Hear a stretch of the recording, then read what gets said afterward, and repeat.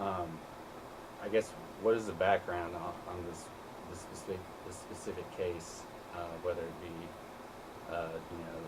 who the abuser or what the abusers were, how the child coped.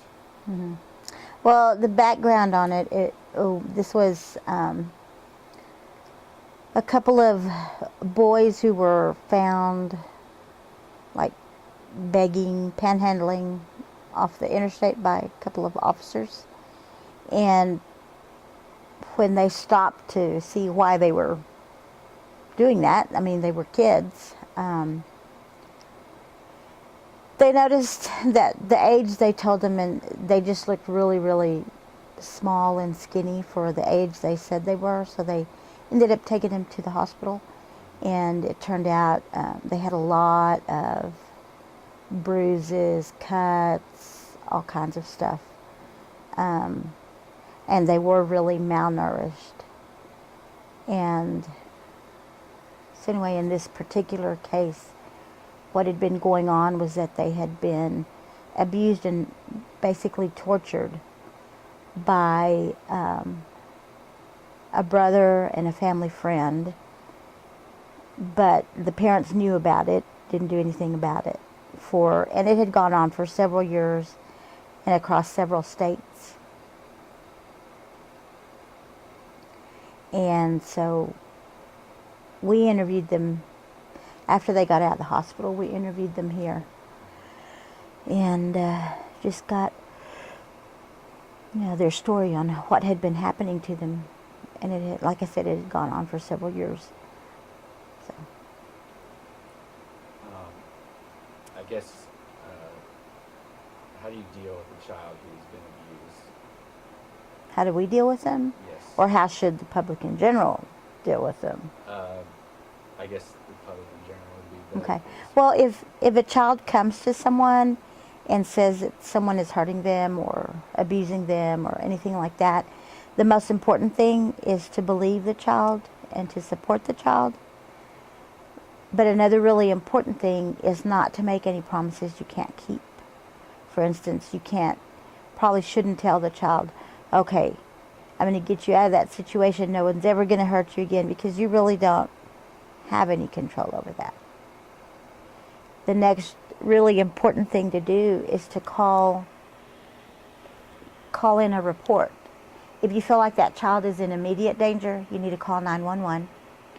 If you don't think they're in immediate danger, meaning they're going to be okay, maybe their abuser was grandpa who was in another town or something like that, then in those cases go ahead and call Child Protective Services and make the report.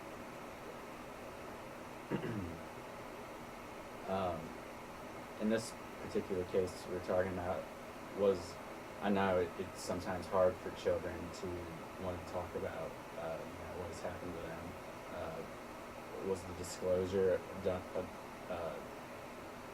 a gradual process, or did it happen? Was it an isolated event that was triggered by some outside factor? Mm-hmm. Well, I think the fact that this had been going on for so long for them, and then the police department just happens to find them, and gradually the whole story starts coming out. For the most part, what we know and what we believe is that children will tell when they're ready.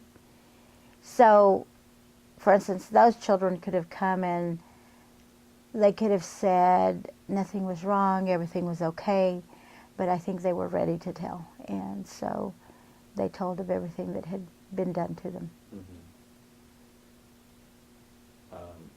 I guess what's the toughest part of the process? Once they come in or maybe a little hesitant to talk about what's happened. I guess the toughest part, are you talking about in terms of the children? Yes, what might be the toughest for them? Probably just telling a complete stranger everything that's been done to them or what's happened to them.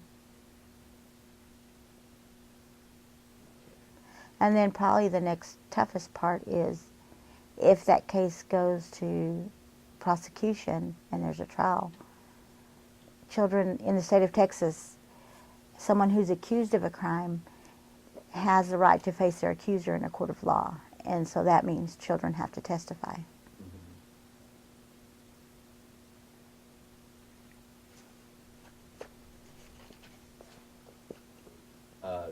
Did the witnesses play a role in the conviction in this case, or was it merely a result of the children speaking up for themselves?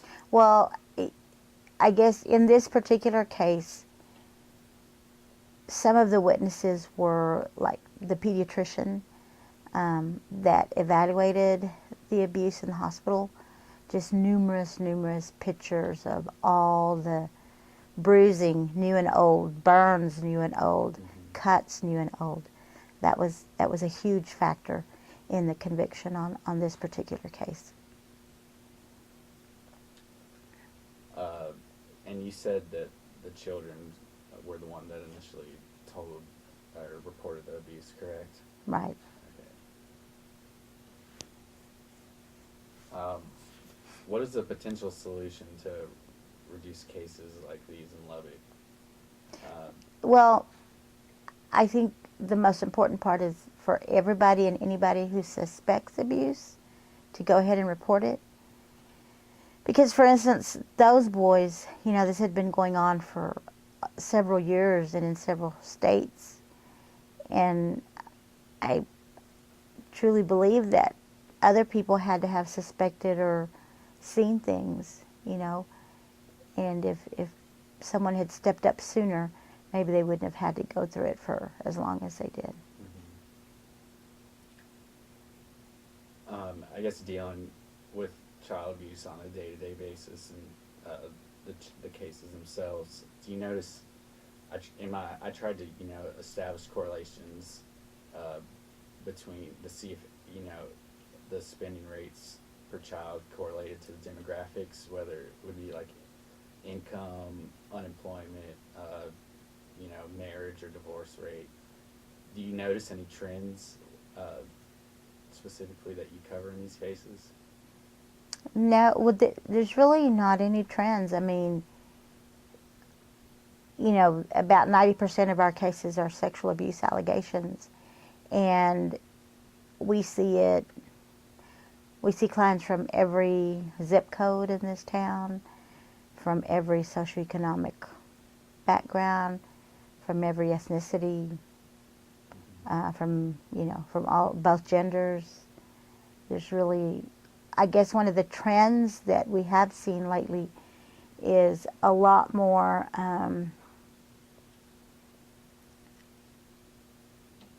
children perpetrating on other children. And a lot of times it will be like siblings, step-siblings, or older relatives that are, you know, like teenagers perpetrating on their younger siblings, cousins, step-siblings. Okay. What would your advice be to children, specifically to try to avoid abuse from whomever it may be in the future? Well, it's really, children can't do anything about someone choosing to abuse them. Well, what children can do is to tell. If something happens to them, they need to tell. And if whoever they tell doesn't help them, they need to find somebody else to tell, and just keep telling until someone helps them. Okay. And can you talk about how y'all came about this case again? You said that they were panhandling on the side of the road. Was that as a result of suffering the child? Yeah, abuse? they were hungry, and they had run away from home, and so yeah. Okay. And so how we became involved is that when the children were picked up by the officers, then we were alerted that, you know, and then the story started coming out at the hospital. Then we got a phone call that we would probably have to interview those children.